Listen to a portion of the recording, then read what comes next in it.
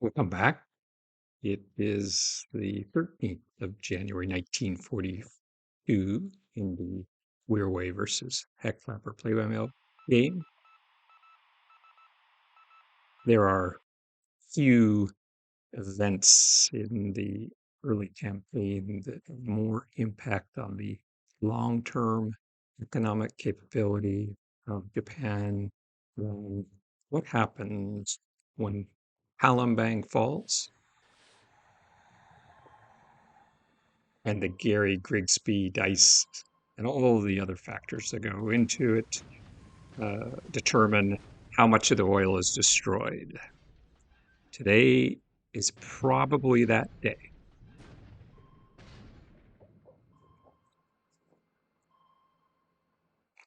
Day 12. Oh, where are my escorts for those AKEs? Interesting. They're supposed to be sub chasers as escorts. No sign of them. Hmm. They get lucky twice.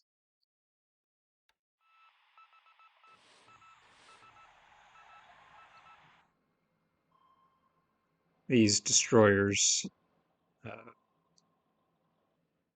these are some of the interwar destroyers that were built, the classes built after the Fubuki. It's trying to get the same firepower as a Fubuki on a smaller hull. They're not terribly great ships, but in the game they're pretty useful. Uh, they're going to attack the small ships clustered outside of Batavia. They're running into submarines. We'll see if they have enough ops points by the time they actually arrive. These 17 night raids on the oil refinery Rangoon.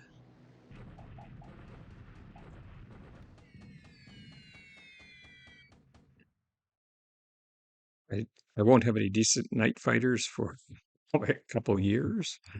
Uh, and actually putting up Zeros or other aircraft as night fighters against B-17s is generally a waste of time. You end up losing more than you do. Um, B-17Ds aren't such a problem, but by the time the E's start raiding, yeah, your your losses amongst your Zeros or worse yet, Oscars is sometimes can be quite.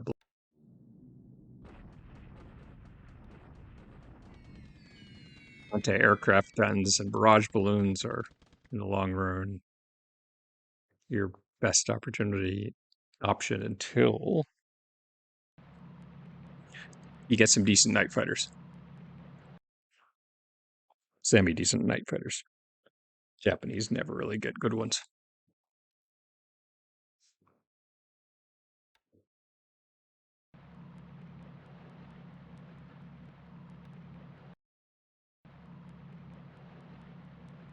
It's just dot base cleanup.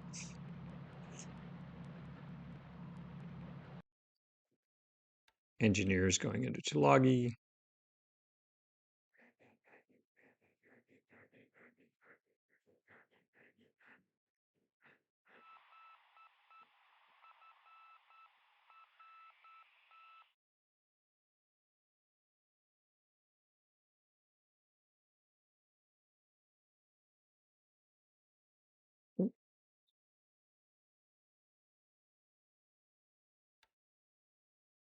Light action.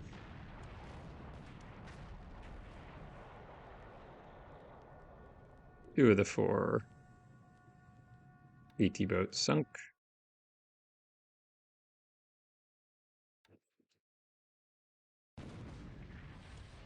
Looks like some float plane tenders.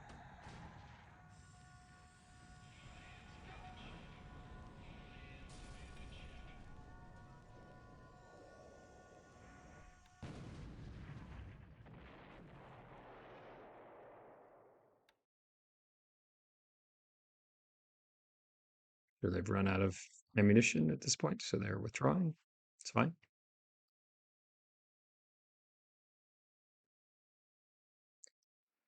I sent them into that port with bombardment orders, knowing that they would, well, expecting they would run into enemy light ships and convert to a surface task force.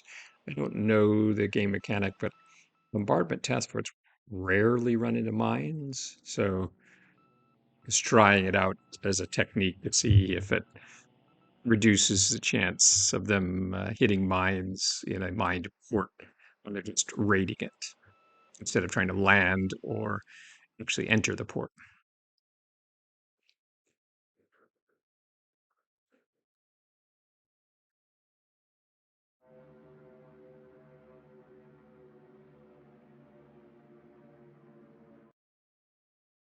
Oscar's sweeping Sion.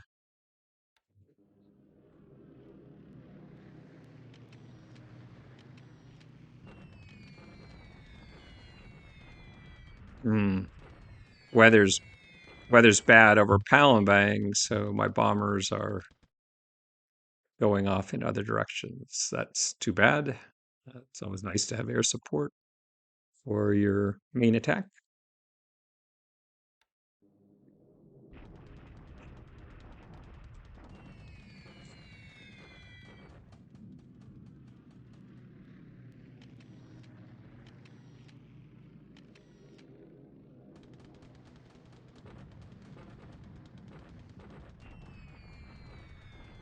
Sally's hitting the airfield and the ground units at Sion.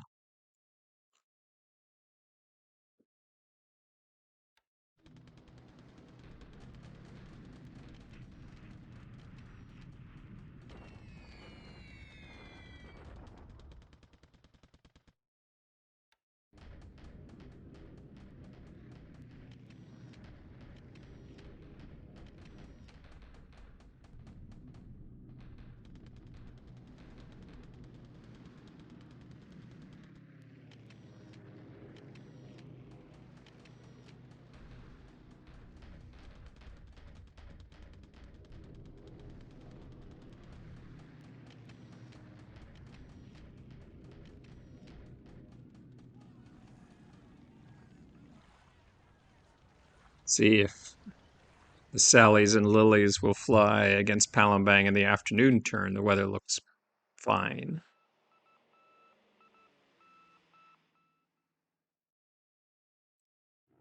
We know the Betties won't, since they charged off in a different direction.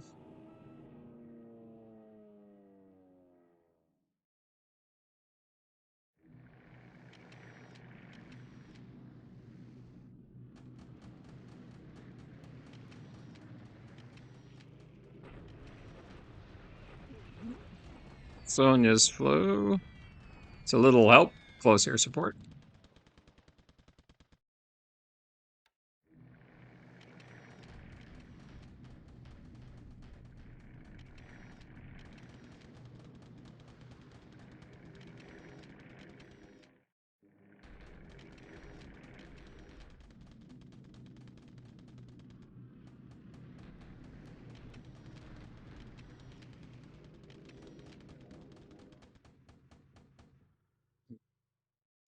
So the Sallies and Lilies did not end up hitting Palembang.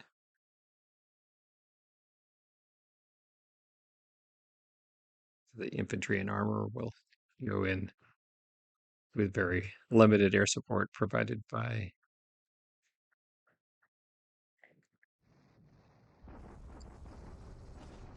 Okay, just driving out the last remnants that were left over from last turn. I think, unfortunately, that unit disappeared instead of retreated.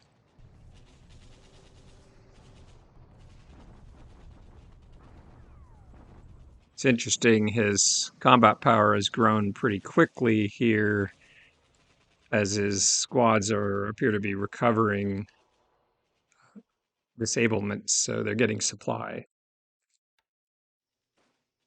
Okay. Main event. Look at how weak he is.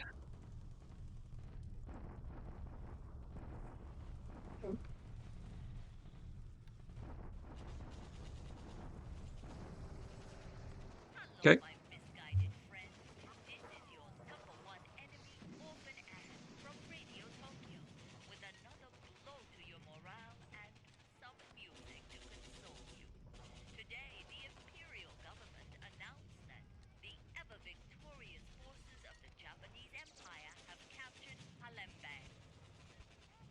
So we lost 4 squad, one gun, minimal disablements. He ended up very heavy losses. Well, you'd expected. Interesting. In the end, there were 65 engineers there, engineer squads, quite a bit. Not clear. I'd have to go back and do the counting, but I don't think we disabled more than about half of those before this attack. I may go back and check just to see if I can get a better accounting. Clark, good. So what does he have at Manila? He doesn't have much at Manila. Okay. No surprise. Clark will be his main site. It's times 3 terrain. First to the 143rd, tries again, and fails. But it's a veteran, guild Japanese infantry. It takes no casualties. So. Deliberate attack at Passer. Looks like I didn't actually need both Special Naval Landing Force units. Remember, if there's a regiment that's there that he's flown out, or did I just have the intel wrong on that?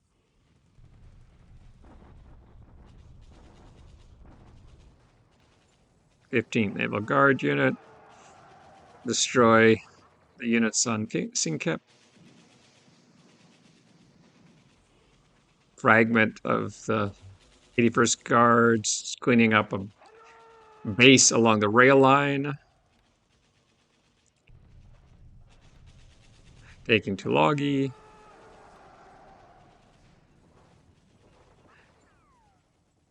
Taking Tagula Island.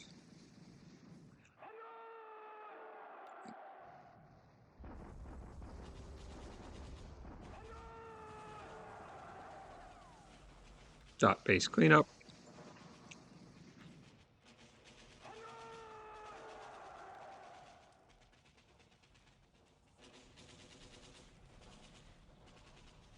Okay.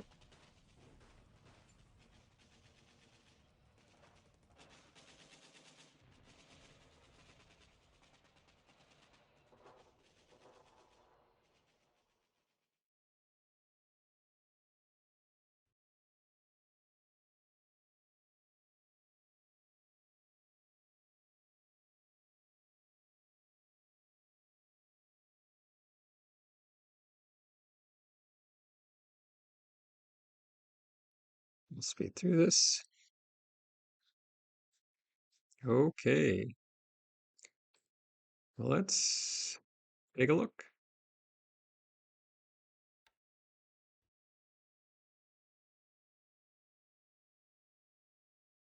900 oil.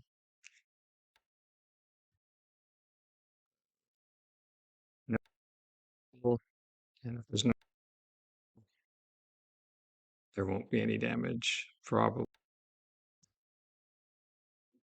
So now we just have to defend it. Armor will chase after his tattered remnants. We left him intentionally. A way to retreat towards Dushanbe. We'll chase him off up this direction with a single unit of light tank. Well, that's very good news.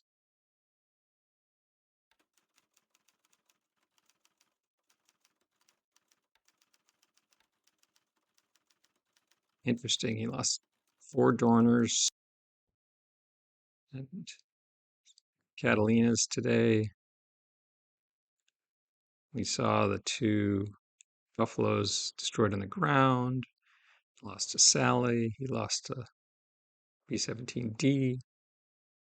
Another Buffalo, a Blenheim, or 2. Interesting. Wonder where they fell.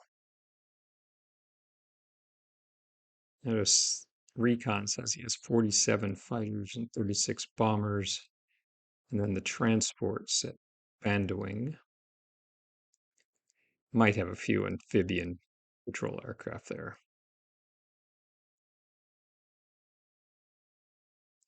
Surprised he has that many fighters left. So we'll have to see what's really going on there. But that day of reckoning is coming.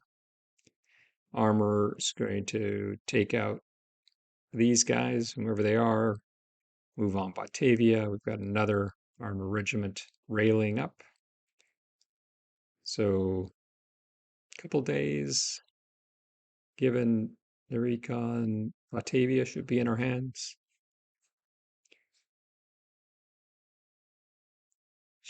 Tiljajap, we should be just a few miles short here.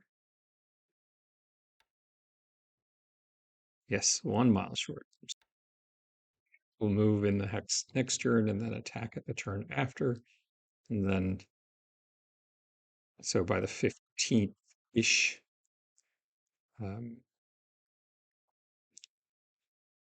we'll be ready to begin investing his last position on Java. So that's doing well.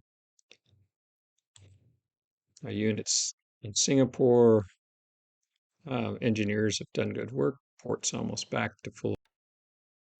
So we'll be ready to ship out approximately 2,700 AV. Um, looks like we can afford to send. We'll send one of the divisions from Singapore to Batavia when it falls, and it will invest Bandowing, and with the armor units there and the independent regiments start wearing down Bandowing, we'll choose the least experienced division, give it a chance to get some experience under his belt. All these divisions have been prepping for Bandowing since day one, along with Army Headquarters, 16th Army Headquarters, which is arriving at Surabaya, and Southern Army, which will be on its way. So we assumed from day one this would be his redoubt, so they've been prepping. We'll act here in Manila as soon as the 4th Mixed Regiment arrives.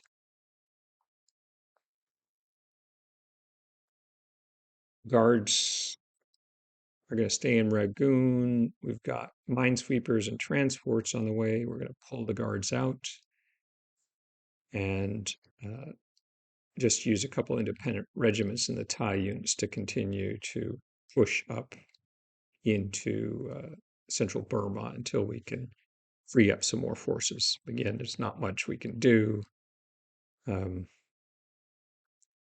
He's got a division plus at Lasho in ×3 terrain, and it's not worth trying to reduce that at the moment because we've got other things we can do that are more valuable instead.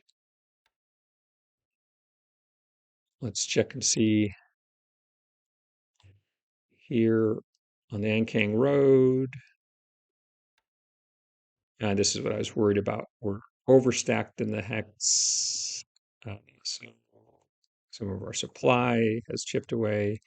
We're ready to, but it's got to get out of the hex. So Um, we're not overstacked. We're not so overstacked. Won't be able to attack here this turn. Hopefully, next turn with the overstacking problem solved.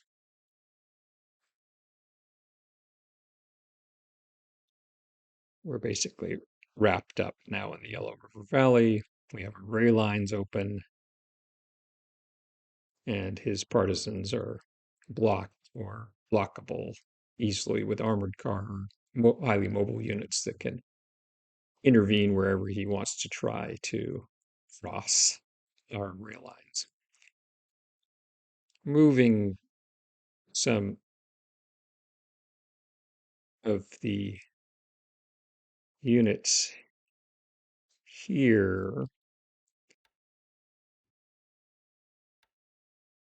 There's a couple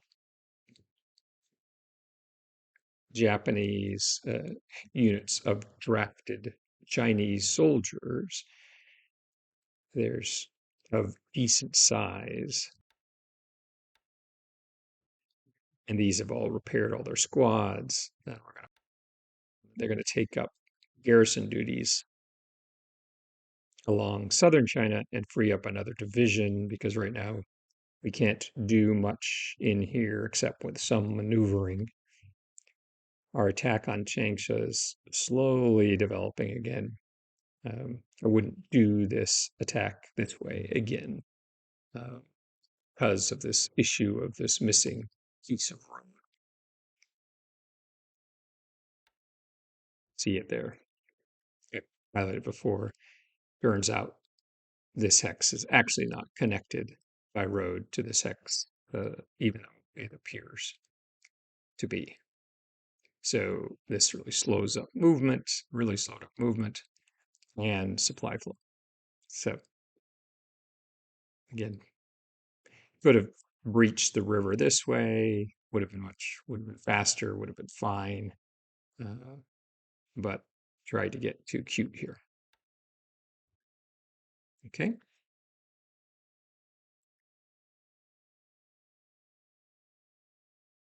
40th Brigade is loading route to its theater of operation.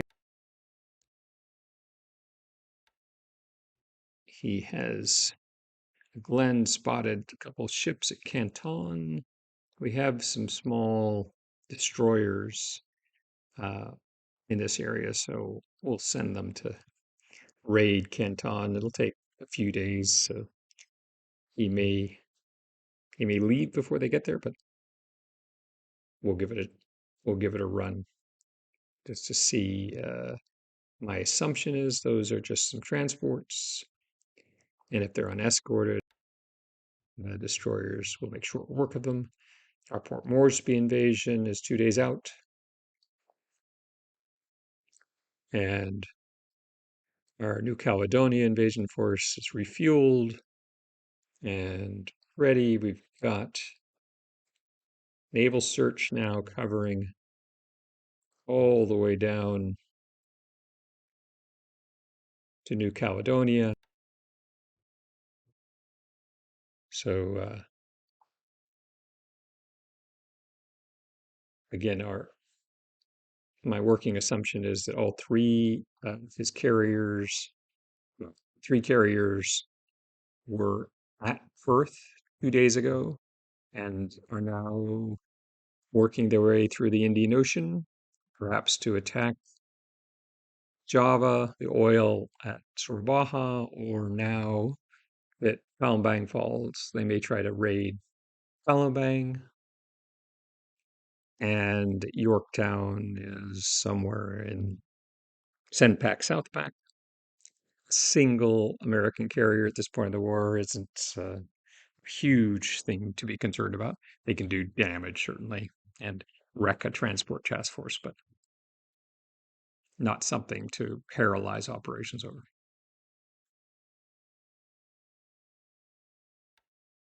It's good outcome for Palembang, um, and now we're on to phase two operations. So, what are phase two operations going to be? Well, I'll leave that to your imagination for a few more days at least. But, we have 2700 AV that we can employ, and we have transports ready. So we've got a couple different options. Technically three: India, Northern Australia, or Alaska. Looking forward to our next chance to talk, and hope you had a good evening.